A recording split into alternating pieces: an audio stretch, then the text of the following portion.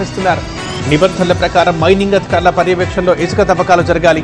కానీ మైనింగ్ అధికారులు నిఘా అంతంత మాత్రంగానే ఉన్నట్లు క్షేత్రస్థాయి పరిస్థితులు తేటతెల్లం చేస్తున్నాయి. దీంతో ఇసుక మాఫియా రెచ్చిపోతోంది. తమ ఇష్టారాజ్యంగా తవ్వకాలు చేస్తూ రవాణా చేస్తున్నారు.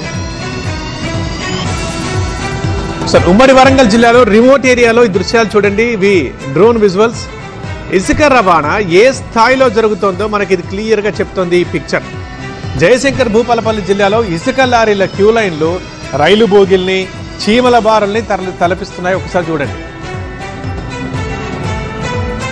కాళేశ్వరం, మద్దులపల్లి, పలుగుల, కుంట్లం మధ్య ప్రధాన రహదారిపై వేలాది ఇసుక లారీలు కనిపిస్తున్నాయి.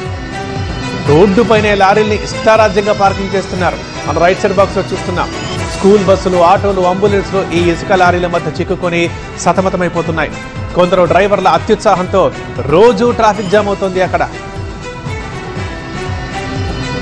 ఇక 2 రోజుల క్రితం సీఎం ఆదేశాలతో ములుగు, జయశంకర్ భూపాలపల్లి జిల్లాల్లో ఇసుక అక్రమ దందాపై ఉక్కు పాదం మోపుతున్నారు పోలీసులు. గోదావరిలో ఇసుక క్వారీల్ని ఆకస్మికంగా తనిఖీ చేశారు. జిల్లా ఎస్పీలు నిబంధనలు పాటించేలా ప్రత్యేక చెక్ పోస్టులు ఏర్పాటు చేశారు. ఓవర్లోడ్తో వెళ్తున్న లారీల్ని సీజ్ చేస్తున్నారు. డబ్బులకు కక్కుర్తి పడి క్వారీలో ఎక్స్ట్రా బకెట్ ఇసుక నింపితే కఠిన చర్యలుంటాయని పోలీసులు హెచ్చరించారు.